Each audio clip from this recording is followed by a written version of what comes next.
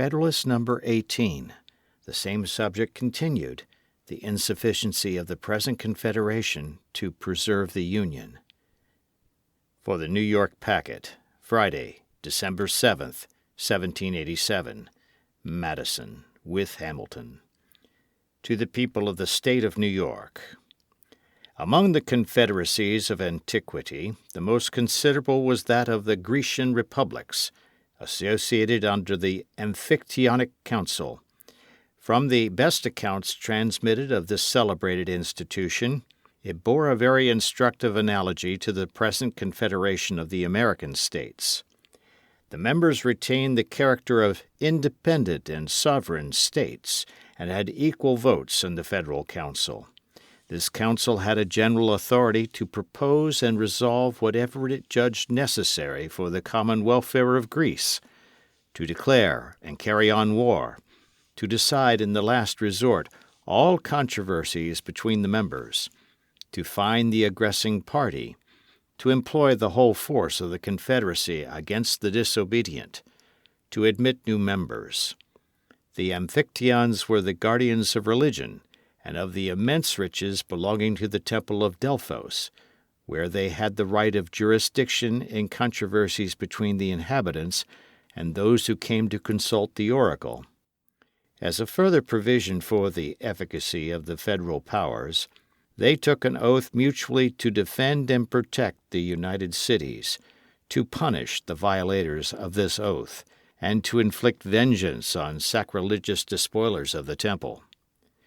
In theory, and upon paper, this apparatus of powers seems amply sufficient for all general purposes. In several material instances, they exceed the powers enumerated in the Articles of Confederation. The Amphictyons had in their hands the superstition of the times, one of the principal engines by which government was then maintained. They had a declared authority to use coercion against refractory cities, and were bound by oath to exert this authority on the necessary occasions. Very different, nevertheless, was the experiment from the theory. The powers, like those of the present Congress, were administered by deputies appointed wholly by the cities in their political capacities, and exercised over them in the same capacities. Hence the weakness, the disorders, and finally the destruction of the Confederacy. The more powerful members, instead of being kept in awe and subordination, tyrannized successively over all the rest. Athens, as we learn from Demosthenes, was the arbiter of Greece 73 years. The Lacedaemonians next governed it 29 years. At a subsequent period, after the Battle of Leuctra, the Thebans had their turn of domination. It happened but too often, according to Plutarch, that the deputies of the strongest cities awed and corrupted those of the weaker, and that judgment went in favor of the most powerful party. Even in the midst of defensive and dangerous wars with Persia and Macedon, the members never acted in concert, and were, more or fewer of them, eternally the dupes or the hirelings of the common enemy. The intervals of foreign war were filled up by domestic vicissitudes, convulsions, and carnage. After the conclusion of the war with Xerxes, it appeared that the Lacedaemonians required that a number of the cities should be turned out of the Confederacy for the unfaithful part they had acted. The Athenians, finding that the Lacedaemonians would lose fewer partisans by such a measure than themselves, and would become masters of the public deliberations, vigorously opposed and defeated the attempt. This piece of history proves at once the inefficiency of the Union, the ambition and jealousy of its most powerful members, and the dependent and degraded condition of the rest. The smaller members, though entitled by the theory of their system to revolve in equal pride and majesty around the common centre, had become, in fact, satellites of the orbs of primary magnitude.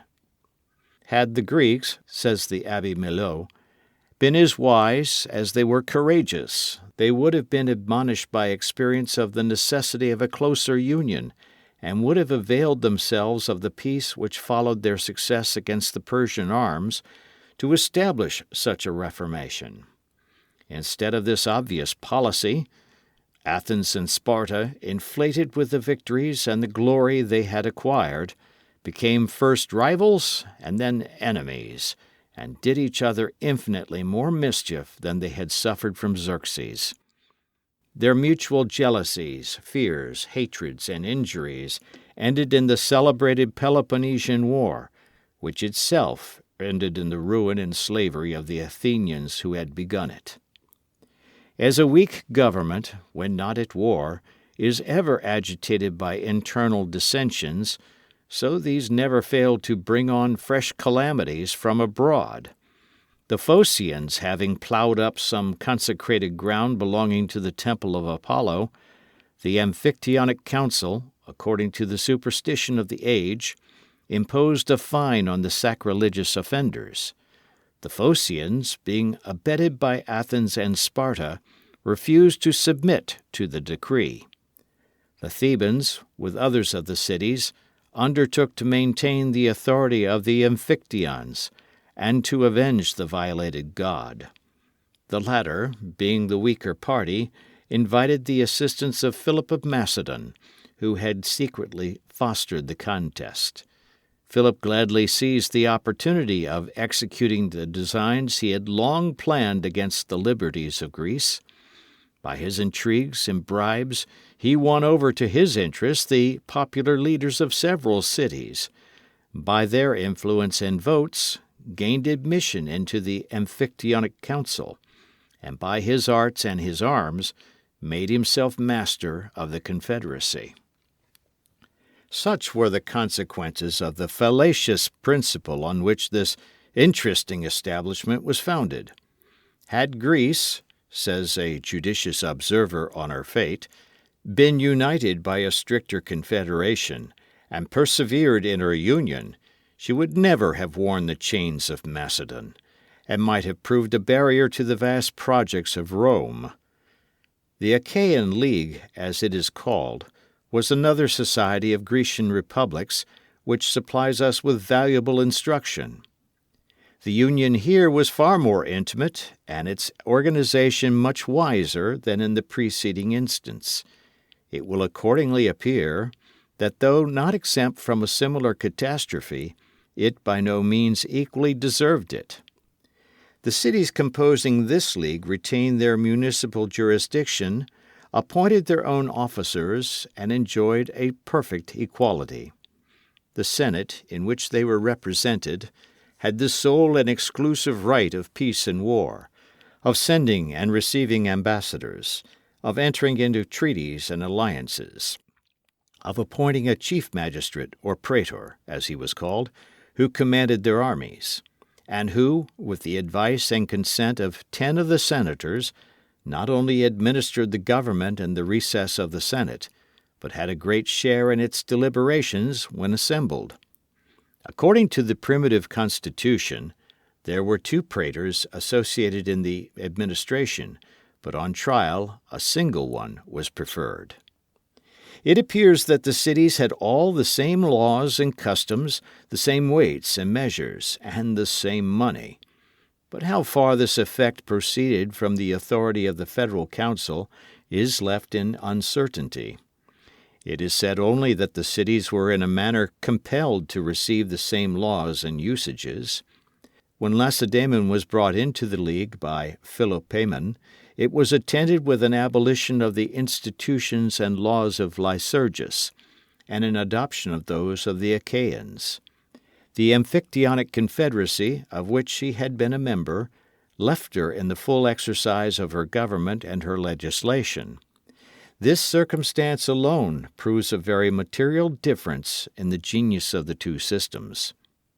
It is much to be regretted that such imperfect monuments remain of this curious political fabric.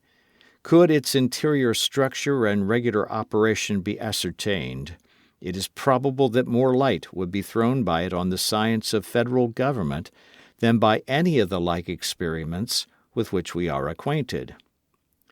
One important fact seems to be witnessed by all the historians who take notice of Achaean affairs. It is, that as well after the renovation of the League by Aratus as before its dissolution by the arts of Macedon, there was infinitely more of moderation and justice in the administration of its government, and less of violence and sedition in the people, than were to be found in any of the cities exercising singly all the prerogatives of sovereignty. The Abbé Mably, in his Observations on Greece, says that the popular government, which was so tempestuous elsewhere, caused no disorders in the members of the Achaean Republic, because it was there tempered by the general authority and laws of the confederacy. We are not to conclude too hastily, however, that faction did not, in a certain degree, agitate the particular cities, much less that a due subordination and harmony reigned in the general system. The contrary is sufficiently displayed in the vicissitudes and fate of the Republic. Whilst the Amphictyonic Confederacy remained, that of the Achaeans, which comprehended the less important cities only, made little figure on the theatre of Greece. When the former became a victim to Macedon, the latter was spared by the policy of Philip and Alexander. Under the successors of these princes, however, a different policy prevailed. The arts of division were practiced among the Achaeans. Each city was seduced into a separate interest.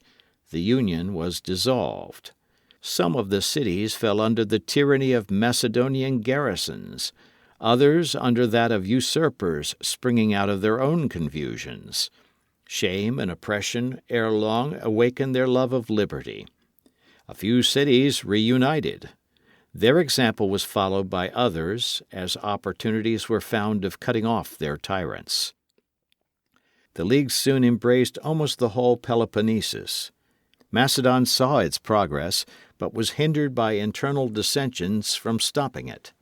All Greece caught the enthusiasm and seemed ready to unite in one confederacy, when the jealousy and envy in Sparta and Athens of the rising glory of the Achaeans threw a fatal damp on the enterprise. The dread of the Macedonian power induced the League to court the alliance of the kings of Egypt and Syria, who, as successors of Alexander, were rivals of the king of Macedon. This policy was defeated by Cleomenes, king of Sparta, who was led by his ambition to make an unprovoked attack on his neighbors, the Achaeans, and who, as an enemy to Macedon, had interest enough with the Egyptian and Syrian princes to effect a breach of their engagements with the League. The Achaeans were now reduced to the dilemma of submitting to Cleomenes, or of supplicating the aid of Macedon, its former oppressor. The latter expedient was adopted. The contests of the Greeks always afforded a pleasing opportunity to that powerful neighbour of intermeddling in their affairs. A Macedonian army quickly appeared. Cleomenes was vanquished. The Achaeans soon experienced, as often happens, that a victorious and powerful ally is but another name for a master. All that their most abject compliances could obtain from him was a toleration of the exercise of their laws. Philip, who was now on the throne of Macedon, soon provoked by his tyrannies fresh combinations among the Greeks. The Achaeans, though weakened by internal dissensions and by the revolt of Messene, one of its members, being joined by the Aetolians and Athenians, erected the standard of opposition. Finding themselves, though thus supported, unequal to the undertaking, they once more had recourse to the dangerous expedient of introducing the succour of foreign arms. The Romans, to whom the invitation was made, eagerly embraced it. Philip was conquered, Macedon subdued. A new crisis ensued to the League. Dissensions broke out among its members. These the Romans fostered. Callicrates and other popular leaders became mercenary instruments for inveigling their countrymen. The more effectually to nourish discord and disorder the Romans had, to the astonishment of those who confided in their sincerity, already proclaimed universal liberty throughout Greece. With the same insidious views they now seduced the members from the League, by representing to their pride the violation it committed on their sovereignty. By these arts this union, the last hope of Greece, the last hope of ancient liberty, was torn into pieces, and such imbecility and distraction introduced that the arms of Rome found little difficulty in completing the ruin which their arts had commenced. The Achaeans were cut to pieces, and Achaia loaded with chains, under which it is groaning at this hour. I have thought it not superfluous to give the outlines of this important portion of history, both because it teaches more than one lesson, and because, as a supplement to the outlines of the Achaean constitution, it emphatically illustrates the tendency of federal bodies rather to anarchy among the members than to tyranny in the head. Signed, Publius.